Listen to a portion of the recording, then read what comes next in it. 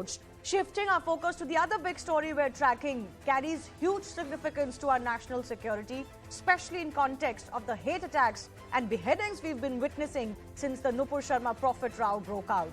An ISIS suicide bomber was nabbed in Russia earlier today who had plans to visit India and carry out a big terror attack, which included taking out a representative of the ruling circle, which means the BJP. The attacker had made his way to Russia from Turkey, where he stayed for nearly 3 months and came in contact with ISIS handler. Firstly, let's lay down the details about the attacker himself. Now, this suicide bomber claims his name is Azamov and that he was born in 1992. That makes him 30 years old. While he stayed in Turkey, he's reportedly an Uzbekistan national.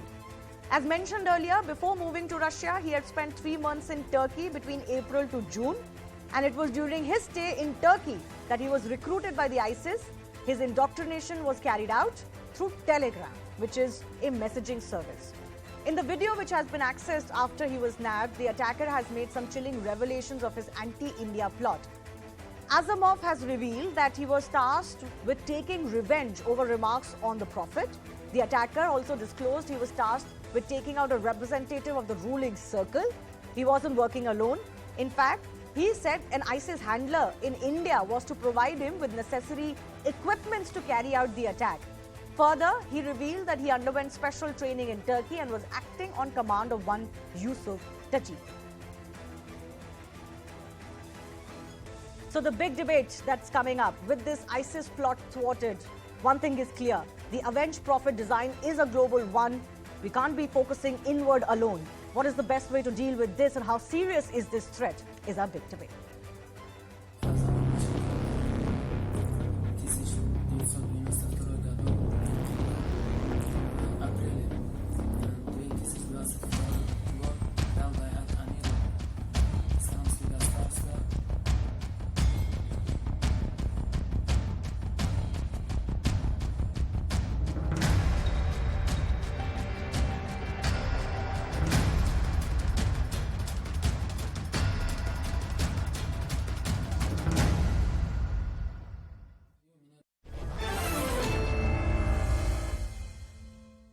Let's go across to our guest. Dr. Roxolana Zygon is geopolitical analyst joining us from Russia. Pathikarat Pine is a geopolitical analyst and security analyst. Jitendra Ojha is also an expert and ex-joint secretary of Government of India who has worked in the sector of security and national security.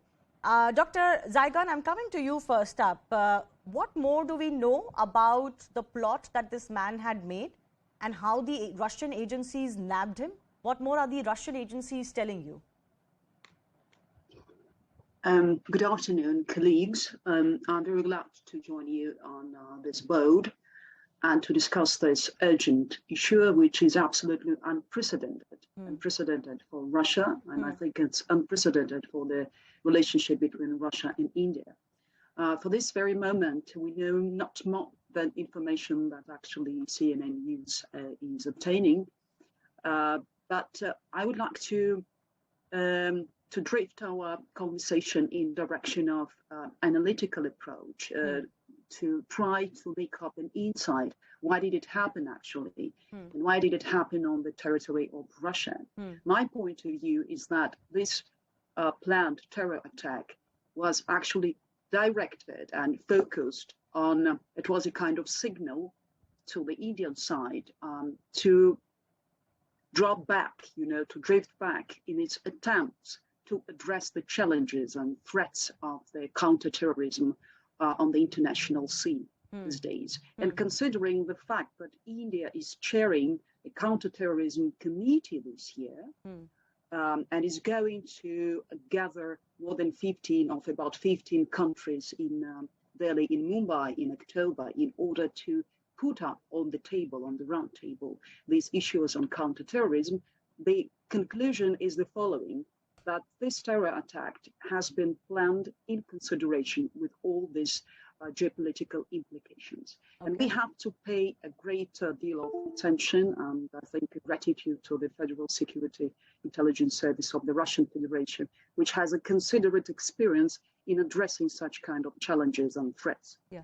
The second Doctor, thought before you is go on, that, you said that this was unprecedented for Russia. yes, Do you mean that unprecedented. an ISIS-related terrorist or an accused has not been found in Russia before, or Russian land has not been used by any such operative before? Why do you call it unprecedented? I call it unprecedented from the point of view that FSB, the Federal Security Service of the Russian Federation, has been quite active in achieving some kind of preliminary, or let's say, actions, in order to identify any attempts of such kind of terror attacks organization on the territory of Russia. Right. So the preventive actions were quite advanced. That's why for Russia it's absolutely unprecedented act and unprecedented event. Yes. All right, Patakir Pine, a lot of, NI raids have been ongoing in the country, especially busting ISIS modules. When such raids happen, there are some people in India who have a very cynical attitude that, these raids are either timed or they are planned in such a way that they happen in certain states before certain big events. Now, this is an event emanating out of Russia and Turkey, which is reminding us of how real the ISIS threat is in India. I think the ISIS. Well, Shivani, I hope those elements, those political parties, those sympathizers actually realize that the threat of ISIS, it's not an orchestration by any agency of India. It's a reality, and this is something which is so profound, which is so sinister and dangerous that it is not just the countries like India or Russia or other countries, but even Muslim majority countries have faced this issue. So and this thing actually adds a different dimension to it, because you have never seen before an incident like this. First of all, ISIS modus operandi after they got defeated in Syria is that they asked their cadres to go back to their respective countries and do carry forward the jihadi extremism in their own countries. Here is the first time there's an incident of somebody probably of Uzbek origin or somebody of another Central Asian origin taking the route from Turkey to Russia and then coming from there to India, perhaps because any kind of flight which comes from Middle East, the suspicion level of the agencies in India far more. So he was trying to cover up his trail. Coming from Russia would be a little less suspecting. Secondly, of course, he cannot act alone. So there are huge number of sleeper cells, I'm sure, which are present. Yes. And of course, the government has done its best in terms of neutralizing them, because he would certainly not be coming from Russia with the bomb itself. With anything with him, exactly. India. He was supposed to be provided all other support in India, which yes. is a scary thought. Yes, so somebody will be giving him shelter, food, somebody will be giving him the logistical services. He would not be proficient with the local language or the terrain. Somebody will teach him that. Somebody will take him to the destination. And of course, perhaps somebody will keep on mentoring him till the last moment. I do presume that he's highly radicalized. So this adds a new dimension. And I think, the shadow boxing that some elements in India keep on doing for these elements is actually what, they feed on, presuming that whatever happens, somebody will always say that no, it was done for political purpose. For political reasons, yes. The excuses which are made, or the rationalization of terror that goes on in India, is actually shocking. And I don't think most people have any appetite for it anymore. Because let's not forget, our agencies are working overtime to prevent these threats. The agencies only have to slip up once for an incident to take place. So first of all, let's applaud our agencies. Let's support our agencies. Dr. Oja, I'm coming to you as well. What did you make of this entire plot? Via Turkey, to Russia, then India. And, there is a sense that is emerging that this whole Prophet row has increased the threat over India. If the threat didn't exist already, now it is much heightened. Three things I would say. Firstly, these terror organizations are also constantly innovating upon their methods and strategies at one level, I would say. And whenever they carry out an attack like this, they want to do it in a highly deniable manner. So that's why they have chosen Russia as a destination, as previous panelists also pointed it out, that suspicion levels will be very low and this element of deniability will be very high. But let me tell you one more thing, ma'am, that as far as Turkey is concerned, not me, very large number of Arab journalists have been pointing it out, that good amount of these Al-Qaeda, even ISIS remnants, they have been spotted in Istanbul. Turkish intelligence has been cultivating them. They have been providing some kind of safe and sanctuary for them. And this is where it is quite worrying that notwithstanding Turkey's outward support to Russia or whatever, there is a Chinese patronage to Turkey, and Turkey is trying to use terror as a kind of strategic tool, some of these terror organizations. Of course, ISIS or some organization like this cannot be entirely controlled by whosoever is their mentor, but there's a very strong apprehension at this point of time the Turkish president, under his leadership, his intelligence is trying to build these remnants as a kind of strategic tool. And we know the kind of relationship they share with Pakistan and their ultimate agenda. So we have to be extremely careful. Now you mentioned about this Roe over profit controversy. I think these elements are constantly looking for opportunities, to justify a terror attack like this. Even if this Roe was not there, they would. And what is my most worrying aspect is that, a massive infrastructure, covered infrastructure for radicalism, organized crime, and terrorism, which has been continuing. Because propaganda is a very critical part of this terror design, you can say. A good number of these NGOs, so-called mouthpieces who have been criticizing government, that is, they could be, I would say, some kind of passive approvers or active collaborators of terror in this manner. And whatever we are doing, I think we also need to change our strategy. We cannot have the same strategy which Israel has or United States has. And this is why I've written last year that why do we need a very indigenous strategy to handle these things? This strategy has to be low cost and highly effective. But sir, so how we do also you need to innovate tackle upon this. radicalization of this kind, which is happening over Telegram, which is happening over WhatsApp or over the internet? How do you tackle it? Definitely, we cannot, state alone cannot tackle it. That is why we need partnership with some of our civil society groups, including Devband, etc. We have to persuade them you cannot carry out something like this. We have to get down to communities and then check it. And of course, counter-terror agencies, they have a role, but their role is very tactical in nature. If something is about to happen, you identify, detect, and preempt. And as you said, this is not a healthy situation that, security agencies are under pressure all the time. They are worried. Yes, they can't be kept under duress permanently. Yes, and that religious, religion is used as some sort of a defense. If Islamist terrorists are getting nabbed, then somehow it is considered Islamophobic or anti-Muslim. No, it's not. I don't think that Muslims benefit from Islamic terror at all. In fact, they suffer the most when Islamic terror strikes are carried out.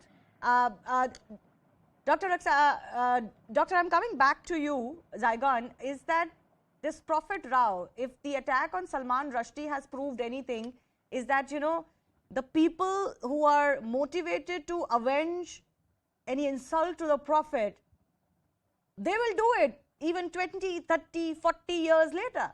That's what the attack on Salman Rushdie is all about. And what we need to do perhaps is to go to the heart of this problem itself, that avenging a prophet or a god's honor involves bloodshed. People who support that, even tacitly, communities who support that, they have to be isolated. Yes, exactly. You're absolutely right, saying that we have to look at the core of the problem, at the very heart of this problem. Otherwise, the more our world is becoming divided, and practically we are witnessing this kind of testimonies of the unprecedented uncertainty, disbalance, division, tension, geopolitical rivalry, etc. So it's no wonder that in the context of the current conditions on a global scene, when the whole world system is collapsing, so we can't say that this or another part of the world, this or another power center is Russia, India, China, United States, Europe, etc., that they're ready to look at the core of the problem. This is the issue. There is a great decline of understanding what democracy is all about and how to address, to challenge, to meet those challenges and threats in the world. Right. That's why I think there is only one way to step a few, let's say, to make few steps away from the so-called soft power, hard power, contextual power, etc., and to look at these issues from the point of collaboration, coexistence, co-thinking, co-acting, etc. Okay. I think I'm running out of time, ma'am. I'm sorry I'm interrupting you. Pathikrit, I'll give you 30 seconds we have to strike at the core, the heart of the problem, which is radicalization fueled by this whole blasphemy concept. It cannot be tolerated. I think we need. Shivani, Pathik, first yes. of all, nobody becomes a terrorist in one day. Somebody has to be groomed with fundamentalist education for a long period of time, then radicalized, and some among those who are radicalized, some pick up the guns. The others become overground workers. So number one, we need to strike at the root of these madrasas, which have proliferated in a large number. There are thousands of unregistered madrasas. Nobody knows who comes from which country to actually preach over there. Between 2011 to 2013, 25,000 Wahhabis came from Saudi Arab and other Middle East countries to preach in India. Number two, I don't know what is the purpose of keeping an open border with Nepal that has been exploited to the hilt. First by the ISI, now the demographic shift from Bangladesh is happening via Nepal, and now tomorrow it will be used by ISIS as well. Okay.